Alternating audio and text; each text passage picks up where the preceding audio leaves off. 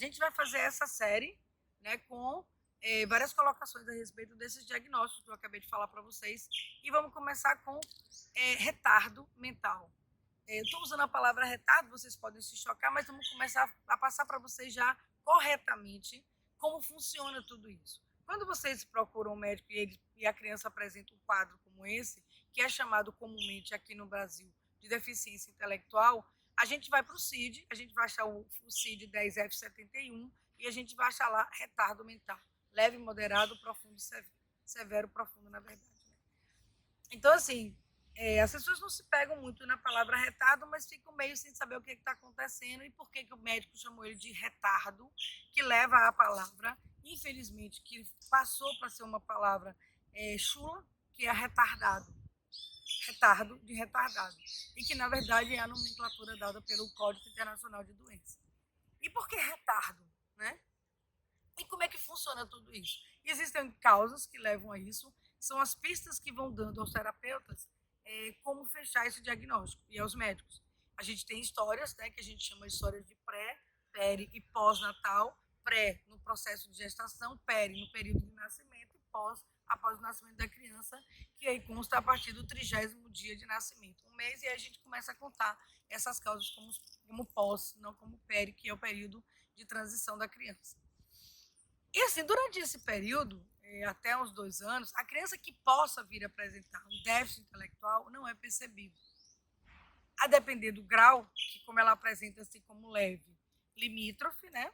Que é o mais leve de todos, está entre um limiar de normalidade e um atraso, né, muito pouco considerado, às vezes crianças lentas, que demoram um pouco mais de entendimento, apresentam dificuldade desde o início na educação infantil e que não dá para a gente perceber dentro do quadro, se for uma coisa completamente isolada, que ela possa apresentar um quadro de retardo.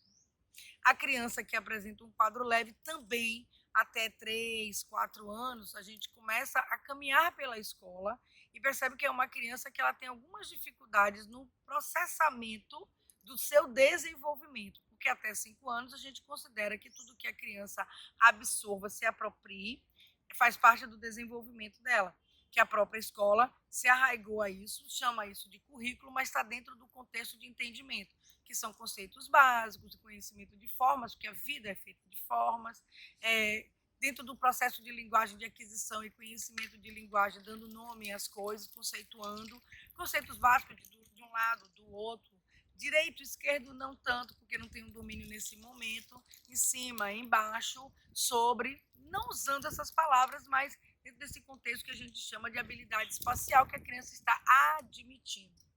É um processo de admissão. É engraçado que, nesse momento, o contexto da educação infantil não é cobrado quantificação, nota, porque, na verdade, a criança não pode ser cobrada porque ela está admitindo a apropriação de conceitos. Então, é um momento de desenvolvimento, não cabe cobranças de provas, de avaliação, de testagem ou de quantificação daquilo que você está fazendo ainda no processo de desenvolvimento. Bom, essa criança que apresenta esse déficit intelectual, ela vai passar pela primeira infância até mais ou menos o 4 e o grupo 5, que são no interior, só tem uma outra nomenclatura, ela vai passar meio, digamos assim, as crianças que apresentam um quadro mais severo e mais moderado, elas começam a apresentar, nesse momento, um quadro de dificuldade já no conhecimento das cores, dessa apropriação de formas ou mesmo desses conceitos básicos. Ela tem uma comunicação, uma linguagem mais empobrecida e ela tem um comportamento também que demonstra um quadro assim mais ingênuo, digamos assim, sem um crescimento de uma malícia de entendimento do mundo exterior. E essas crianças mais severas, elas começam assim, a apresentar, olha de novo, um afastamento, inclusive na troca social, porque ela não consegue acompanhar essas crianças. A linguagem não é muito comum elas serem mutistas, mas o empobrecimento e normalmente uma dificuldade no processo da linguagem, porque os centros de linguagem e do processamento e cognitivo de aprendizagem e desenvolvimento nesse momento estão muito próximos, então eles terminam afetando como comorbidade ou sequela a linguagem. Quando a gente tem uma criança leve dentro desse quadro que apresentou um histórico, né, de anóxia ou de hipóxia, que é a ausência ou diminuição de oxigênio no parto, ou alguma queda, ou subnutrição, ou uso de drogas, e etc, etc, etc, porque é uma infinidade, um checklist de situações que acontecem para isso. A gente tem uma criança leve que, quando chega no grupo 5, para o primeiro ano, que hoje é a alfabetização, ela começa a apresentar dificuldades no processo de entendimento. E o que acontece? Normalmente a criança que apresenta retardo ou deficiência intelectual no contexto, como ela está dizendo, é uma criança que não consegue fazer o link, que não consegue absorver de uma forma normal, ou normotípica, como se diz, esse processo de aprendizagem. Eu costumo dizer que as professoras, elas chegam em sala de aula com um complexo de entendimento sobre a inteligência, sobre o aprendizado, onde eu ensino e ela aprende. Dentro desse contexto de hoje da inclusão, isso tem que ser revisto porque a professora tem que parar para entender como ele aprende. Nós já passamos, então, por essa criança que tem um déficit severo, por um déficit moderado, já abrimos o olho, já estamos prestando atenção. É uma criança que tem que ser encaminhada para um terapeuta ocupacional, tem que ser encaminhada, se apresenta alguma alteração de fala, para um fonoaudiólogo e para um neurologista, para serem averiguados esses sintomas e por que essa criança está apresentando essa dificuldade. Por que o desenvolvimento dela está atrasando? Por que ela não está efetivamente se desenvolvendo como as outras crianças? Há algo para ser visto.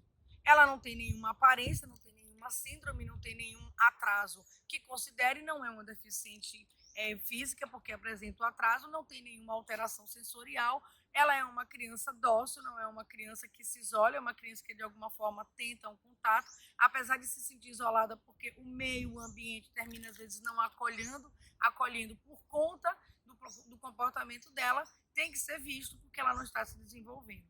Apesar de tudo, não é a criança que tem outras sintomatologias, como um objeto de permanência, isolamento, ficar buscando coisas que fazem zoada, flaps, pulos, gritos. Ela não tem outros sintomas, porque a gente precisa ter uma comunhão de sintomas para poder a gente realmente chegar a um consenso de um diagnóstico. Essa criança apresenta esses comportamentos, então vamos encaminhar. A criança que apresenta o diagnóstico, digamos, leve, que a gente venha depois a propor isso, ela é uma criança que vai chegar lá no primeiro ano e vai começar a apresentar. Ela vai devagarzinho e ela começa a apresentar, então, uma dificuldade. Porque ela está saindo de um processo de concreto, que é isso que a criança vive na educação infantil, para o projeto de abstração, que é a aprendizagem.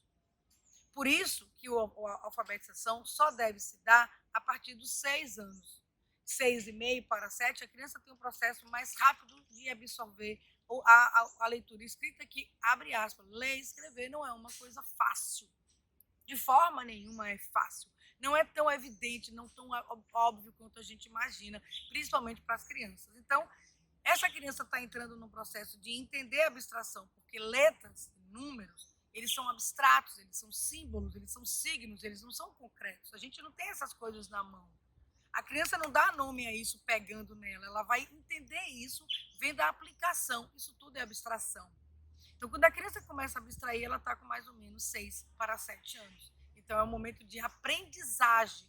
O cérebro já está preparado, já foi todo monitorado, já foi estimulado para começar esse processo de aprendizagem abstracional. Essa criança que apresenta essa dificuldade leve, ela naturalmente tem uma dificuldade diferenciada.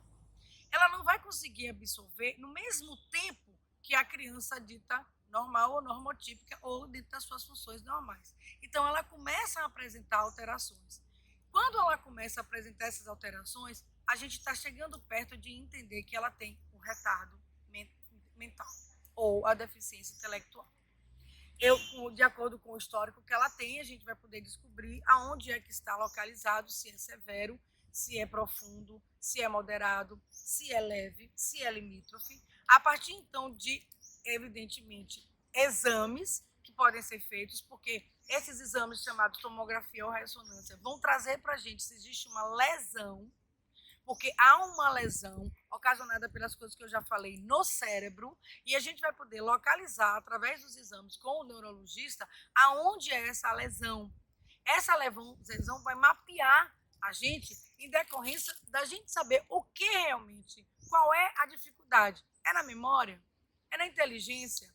É na atenção? É na habilidade espacial? Em que área do cérebro? Qual é a parte, o hemisfério do cérebro que está lesado e qual a função que foi mais acometida?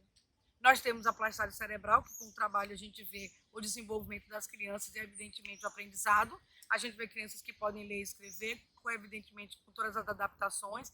A gente vai ver crianças avançando. A gente vai ver como vai ser a inclusão dessa criança, a necessidade social ou pedagógica dessa criança, muitas vezes para manter ela no mesmo, no primeiro ano ou em outras séries que sejam importantes para o desenvolvimento pedagógico, porque ela vai precisar de mais tempo.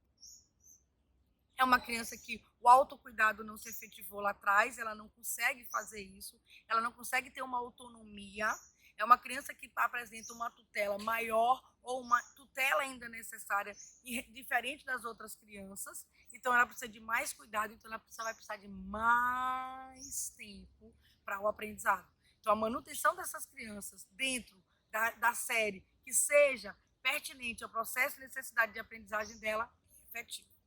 Isso é real. Eu tenho 30 anos de trabalho, mais de 20 dentro de escola, e vejo o quanto é promissor quando a gente investe numa criança que é mantida na série em que ela está. Isso a depender da equipe, a depender do trabalho que é feito, a depender do quadro que se apresenta, para ela que ela possa desenvolver de uma forma muito mais tranquila e muito mais promissora. Então, a deficiência intelectual, ela é indefinição, ela é um retardo do processo de desenvolvimento da criança, que apresenta uma necessidade maior, ela tem uma necessidade de tempo maior para efetivar autocuidado, autonomia, independência e, por fim, o aprendizado. E a gente não pode dizer que uma criança é ou tem déficit intelectual antes dos 6 anos. Porque todo o processo passa por desenvolvimento. Ela vai apresentar um processo de desenvolvimento atrasado em alguns casos. Ela vai apresentar nesse momento o desenvolvimento do atraso motor, que é o primeiro a ser desenvolvido na criança. E depois a gente, em acompanhamento, começa a perceber que essa criança, além dessa dificuldade, que isso aí já passa a ser um sintoma, não é a causa principal, o atraso motor, e sim um sintoma, a gente vai evidenciar que essa criança tem déficit intelectual, ou ela apresenta um retardo mental, F71, e que isso já faz parte do sintoma.